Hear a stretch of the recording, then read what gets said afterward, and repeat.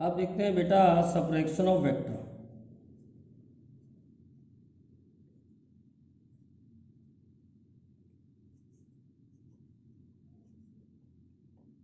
जैसे ये vector A है और ये वेक्टर बी है, दोनों के बीच का एंगल थीटा है और हम ए माइनस बी वेक्टर निकालना चाहते हैं। तो हम इसको ऐसे भी तो लिख सकते हैं, ए प्लस ऑफ माइनस बी। कहने का मतलब ये हुआ कि अगर हम b को अपोजिट करके a में ऐड कर दें तो वेक्टर सबट्रैक्ट हो जाते हैं। तो b को अपोजिट करता हूँ मैं, तो ये मैंने नेगेटिव ऑफ b बनाया, इसका अपोजिट। और a और माइनस b को मेरे को ऐड करना है, तो a वेक्टर ये रहेगा और माइनस b वेक्टर ये रहेगा। इन दोनों वेक्टरों को मुझे ऐड करना है, तो नया एंगल अब कितना हो जाएगा ए और माइनस बी के बीच का, 180 माइनस थीटा। तो इसको मैं 180 माइनस थीटा लिख लेता हूँ। तो ए माइनस बी, ए में माइनस बी को ऐड करना है और ऐड हमेशा हेड टेल होते हैं और आंसर टेल से हेड आता है, ट्राइंगल लॉ। ये जो वेक्टर है ये ए माइनस बी को दिखा रहा है। तो फॉर्मूला हम वही वाला लगा सकते हैं जो हमने वेक्टर एडिशन का निकाला था। वेक्टर एडिशन के रिजल्टेंट का फॉर्मूला था A square plus B square plus 2ab cos theta. ये रिजल्टेंट का फॉर्मूला था, लेकिन अब हमें रिजल्टेंट ए और माइनस बी के बीच का निकालना है। तो एंगल अब चेंज हो गया है, पहले एंगल थीटा था, अब एंगल 180 माइनस थीटा है। और पहले रिजल्टेंट निकला था यानी ए प्लस बी, अब निकलेगा ए माइनस बी। तो ए माइनस बी के मॉड को मैं कैसे लिख सकता हूँ अब, इसी फॉर्मूले से, A square plus B square plus 2ab cos 180 minus theta. तो बेटा कॉस 180 माइनस थीटा जो होता है वो माइनस कॉस थीटा होता है। तो A minus B is equal to A square plus B square minus 2ab cos theta. और जो एंगल बनेगा वो भी हम पहले वाले फॉर्मूले से रखेंगे। मान लो ये एंगल अल्फा बन रहा है, ए के संग रिजल्टेंट का जो एंगल है वो अल्फा बन रहा है। रिजल्टेंट मतलब ए माइनस बी को रिजल्टेंट कह रहा हूँ। तो रिजल्टेंट का फॉर्मूला था बी साइन थीटा। तो साइन थीटा की जगह 180 माइनस थीटा आ जाएगा अपॉन ए प्लस बी कॉस थीटा था, तो थीटा की जगह अगेन 180 माइनस थीटा आ जाएगा। साइन 180 माइनस थीटा बेटा साइन थीटा ही होता है, तो बी साइन थीटा, और cos 180 minus theta minus cos theta होता है, तो A minus B cos theta. तो ये एंगल भी निकलाएगा। इस तरीके से करते हैं वेक्टर सबट्रैक्शन। एक बात याद रखें कि ए माइनस बी और बी माइनस ए सेम नहीं होते हैं। ए माइनस बी और बी माइनस ए सेम नहीं होते हैं। किसको किस में से माइनस करना है ये बड़ा इंपॉर्टेंट होता है। तो ए माइनस बी और बी माइनस ए सेम क्यों नहीं होते हैं वो बता रहा हूँ। देखिए जैसे ये वेक्टर ए है और ये वेक्टर बी है, दोनों के बीच का एंगल थीटा। थीटा को भी नोट करें, कौन सा थीटा लेता हूँ मैं। तो ए माइनस बी के लिए डायग्राम बनाते हैं। ए ऐसे ही रहेगा और बी उल्टा होके ऐड हो जाएगा, तो ये नेगेटिव ऑफ बी है। तो ये हम ऐड करेंगे, आंसर टेल से हेड आता है, तो ये ए माइनस बी को दिखा रहा है, ये ए माइनस बी को दिखा रहा है। अब मैं अगर बी माइनस ए बनाऊँ, बी माइनस ये ए माइनस बी के लिए डायग्राम बनाया है, this is a minus b. अगर मैं बी माइनस ए बनाऊँ तो मैं उल्टा कैसे करूँगा, ए को, मतलब जिसके आगे माइनस साइन लगा होता है उसे उल्टा करना होता है। तो ए माइनस ए जो होगा वो ए का अपोजिट होगा, तो ये माइनस ए है, पहले अपोजिट कर लिया। अब ट्राइंगल लॉ से ऐड करेंगे इन्हें, तो ट्रायंगल लॉ से कैसे ऐड करेंगे, इसके हेड से इसकी टेल मिलाएंगे। तो इसके हेड से इसकी टेल मिलाई मैंने, तो बेटा ये माइनस ए हो गया, ये बी हो गया, तो ये बी माइनस ए आ रहा है। तो कुछ तो डिफरेंस है ही ना, बी माइनस ए और ए माइनस बी में कुछ तो डिफरेंस निकला, एरो का डिफरेंस है, ये नीचे जा रहा है, ये ऊपर जा रहा है, यानी डायरेक्शन रिवर्स होता है, मैग्नीट्यूड सेम आएगा दोनों का। तो A minus B is not equal to B minus A. याद रखें, बड़ा इंपॉर्टेंट बात है, यानी किस में से किसको माइनस करना होता है, ये बड़ा इंपॉर्टेंट होता है फिजिक्स में। Does not follow commutative law. Subtraction करता है कम्यूटेटिव लॉ को फॉलो, सब एडिशन करता है कम्यूटेटिव लॉ को फॉलो, सब्ट्रैक्शन नहीं करता है। Does not follow commutative law.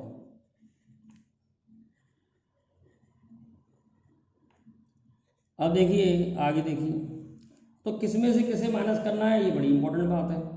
तो जैसे हमें चेंज इन वेलोसिटी निकालनी है, चेंज इन वेलोसिटी, तो बेटा हमको करना पड़ेगा v final minus v initial. हमको चेंज इन एक्सेशन निकालना है, चेंज इन एक्सेशन निकालना है।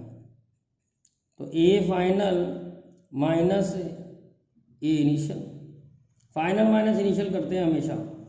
चेंज इन मोमेंटम निकालना है, तो चेंज इन मोमेंटम जो होता है वो होता है बेटा p final minus p initial. Suppose मेरे को रिलेटिव वेलोसिटी निकालनी है, तो relative velocity of a with respect to b, तो जिसके रिस्पेक्ट पे निकालते हैं उसे माइनस करते हैं, तो V A minus V B relative velocity निकलाएंगे। तो इस तरीके से हमें करना होता है वेक्टर सब्ट्रैक्शन। लेकिन मैं आपको एक एग्जाम्पल बताऊंगा, मैं वेक्टर सब्ट्रैक्शन के लिए डायग्राम वाला मेथड थोड़ा टफ लगता है, मैं और इजी मेथड बताऊंगा। एक सब्ट्रैक्शन का क्वेश्चन करके देखते हैं।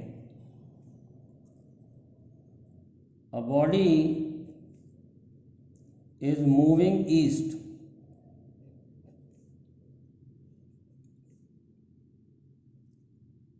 with a velocity of 5 meter per second. It then turn left and move with velocity of 5 meter per second. Find change in velocity.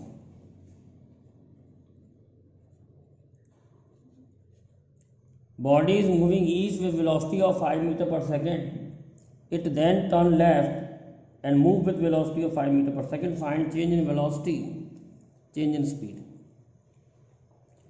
बेटा दोनों ही बातों में फ़र्क है, स्पीड अलग होती है और वेलोसिटी अलग होती है। स्पीड में डायरेक्शन नहीं होता, तो पहले स्पीड 5 है, बाद में भी स्पीड 5 है, तो चेंज इन स्पीड तो सीधा सीधा 0 आ गया। चेंज इन स्पीड की बात करें तो 5 माइनस 5 0 आ गया। लेकिन बेटा वेलोसिटी, डायरेक्शन चेंज हो रहा है तो वेलोसिटी चेंज हो रही है। वेलोसिटी में डायरेक्शन भी होता है। अगर पहले वेलोसिटी ईस्ट है, उसने लेफ्ट टर्न ले लिया, तो वेलोसिटी बेटा नॉर्थ हो गई। डायरेक्शन हम पहले ही बता चुके हैं, नॉर्थ सामने होता है, साउथ पीछे होता है, ईस्ट होता है लेफ्ट हैंड पे और वेस्ट होता है राइट, ईस्ट होता है राइट हैंड पे और वेस्ट होता है लेफ्ट हैंड पे। तो बेटा इसमें डायरेक्शन चेंज हुआ है, इसलिए वेलोसिटी चेंज हुई है। तो अब इसे सब्ट्रैक्ट कैसे करेंगे, चेंज इन वेलोसिटी कैसे निकालेंगे। अपने को फॉर्मूला मालूम है चेंज इन वेलोसिटी का। चेंज इन वेलोसिटी होता है, जो पहले वाली वीडियो बताया था, v final minus v initial. लेकिन हम इसे बहुत ही सिंपल तरीके से माइनस करेंगे, बहुत सिंपल तरीके से। तो आप जानते हैं इस डायरेक्शन को आई ले सकते हैं, इस डायरेक्शन को जे ले सकते हैं, इसको माइनस आई, इसको माइनस जे, वही करेंगे। इनिशियल वेलोसिटी जो है 5 मीटर पर सेकंड ईस्ट है, तो मैं इसे 5i से लिख सकता हूँ, और फाइनल वेलोसिटी जो है ये जे डायरेक्शन में, तो इसे 5j लिख सकता हूँ। अब तुमको बेटा चेंज इन वेलोसिटी निकालना है, तो चेंज इन वेलोसिटी फॉर्मूले के according v final minus v initial, तो बेटा 5j माइनस 5i, तो ये वेक्टर सब्ट्रैक्ट हो गए। तो इसमें कोई डायग्राम बनाने की जरूरत नहीं पड़ी, ये आंसर, अगर यहाँ ये भी आंसर हो सकता है, लेकिन कोई भी जो वेक्टर होता है उसका मैग्नीट्यूड और डायरेक्शन बताया जाता है, तो इसका मैग्नीट्यूड निकालते हैं। मैग्नीट्यूड निकालना बहुत सिंपल होता है, i कंपोनेंट का स्क्वायर और j कंपोनेंट का स्क्वायर। तो बेटा ये सॉल्व करके √50 आ जाएगा, जिसको हम 5√2 कह सकते हैं। तो चेंज इन वेलोसिटी 5√2 मीटर पर सेकेंड है, ये मैग्नीट्यूड है। तो डायरेक्शन तो हो गई, वेक्टर है, तो वेक्टर निकालने, वेक्टर का डायरेक्शन निकालने के लिए इस वेक्टर को हम बनाएंगे कोऑर्डिनेट ज्योमेट्री की तरह। मतलब आई मतलब एक्स कोऑर्डिनेट, एक्स कोऑर्डिनेट बेटा -5 है और वाई कोऑर्डिनेट 5 है। एक्स कोऑर्डिनेट -5 है, वाई कोऑर्डिनेट 5 है। तो एक्स कोऑर्डिनेट जो है -5 है, तो 5 मार्क कर दो इधर, और वाई कोऑर्डिनेट 5 है, तो 5 इधर मार्क कर देंगे। तो बेटा ये डायरेक्शन इसको बना लेंगे पूरा, और ये डायरेक्शन आ जाएगा। तो ये नॉर्थ है, ये साउथ है, ये ईस्ट है, ये वेस्ट है। तो नॉर्थ और वेस्ट के बीच में जा रहा है, तो हमारा आंसर होगा नॉर्थ वेस्ट। ध्यान रखें, जब एंगल 45 होगा तभी नॉर्थ वेस्ट लिखते हैं, वरना नॉर्थ वेस्ट नहीं लिखते हैं। कुछ और तरीका है लिखने का, वो तरीका मैं आपको नेक्स्ट वीडियो में बताऊंगा, या फिर अगले क्वेश्चन में बताऊंगा।